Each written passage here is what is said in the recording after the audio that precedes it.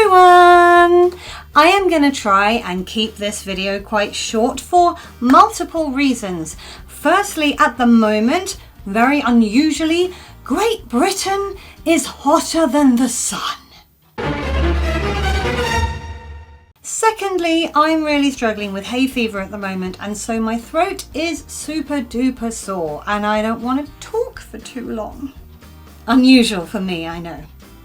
Now, most people who know me will tell you that I am someone who really loves reading. I like to read every night before bed, sometimes just for a quick 20 minutes or half an hour. Sometimes I end up staying up super late because I can't stop reading. It's 10 to 1 in the morning. One more chapter. Now, I love fiction. If you ask me for a list of my favourite books, there's going to be a lot of novels on that list. I even, despite the fact that I am a 40-year-old adult, I still enjoy children's fiction too. I mean, I've written children's fiction for years and had children's books published, so I don't think it's weird that I like children's fiction, okay? But lately, I have been obsessed with a particular kind of book, and that is autobiographies.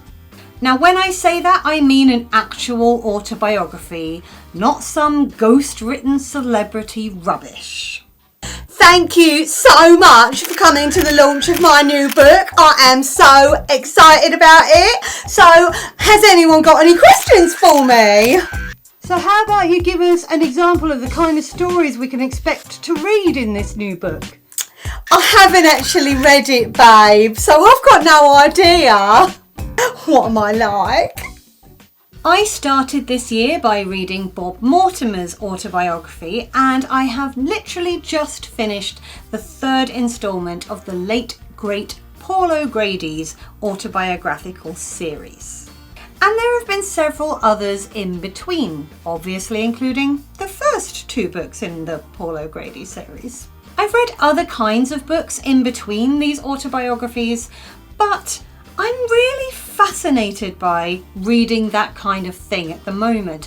I'm somebody who's kind of obsessed with working out what makes a person tick, and therefore reading an autobiography and finding out more about someone and the events in their life that have made them think the way they do and act the way they do, that's very much up my street.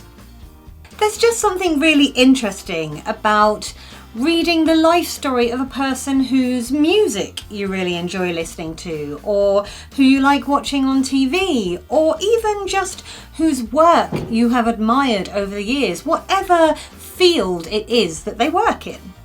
It can, if you're a fan, make you feel like you know that person on a better level. Obviously, you don't really know them, but you know, in a healthy way. And it can make you feel a lot of empathy with somebody. I've read autobiographies by people who I was sort of a passing fan of, not like super into in any way, and it's really made me feel a heck of a lot of empathy for them, and I've seen them in a different light once I've finished the book. I think that's because autobiographies can help you stop seeing somebody as a celebrity and just start seeing them as a human being.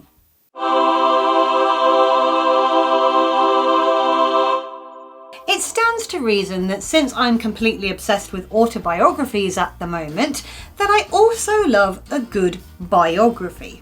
Obviously, there are people whose life stories I want to find out, who passed away before they had the time to write them, or who just never thought anybody would be interested in hearing their life story, so I have read books written about them. My big issue with a biography, however, is that I don't want to feel as though the author is making a judgment on their subject. For example, I recently read a biography of Judy Garland. It was really quite good, it was very detailed, and I enjoyed reading it. The issue I had was the fact that anybody who has read anything about Judy Garland over the years knows that she was done pretty dirty by Hollywood. You know, famously treated appallingly by the studios. And yet there were points in this biography where the author was like, obviously everything was Judy's fault. And I found myself wondering, why have you written a book about someone you clearly don't like? Obviously, I wouldn't want to read a biography that was just endless fawning praise and a refusal to acknowledge any of the subject's flaws either. What I'm saying is you need some balance.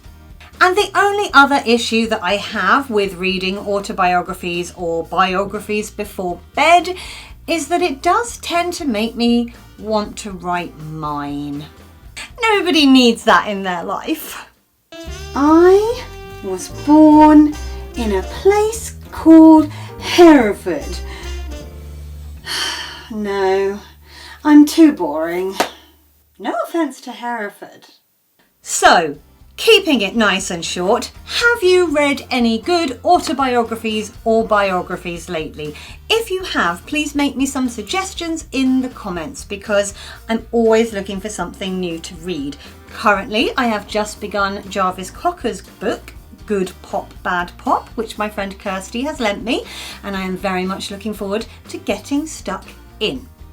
But yeah, make sure you leave me those recommendations because I am always up for finding a new book to get into. Why did I do this? I don't know, but it's just here now. I'm going to keep it really brief because it's really warm today and these lights are making me even warmer, so I'm going to go. If you enjoyed this video, feel free to give it a thumbs up. You can click on my floaty head if you would like to subscribe. And last week's video is over there. If it is warm where you are, put on some sun cream and take care. Drink plenty of water. I'll talk to you next week. Bye!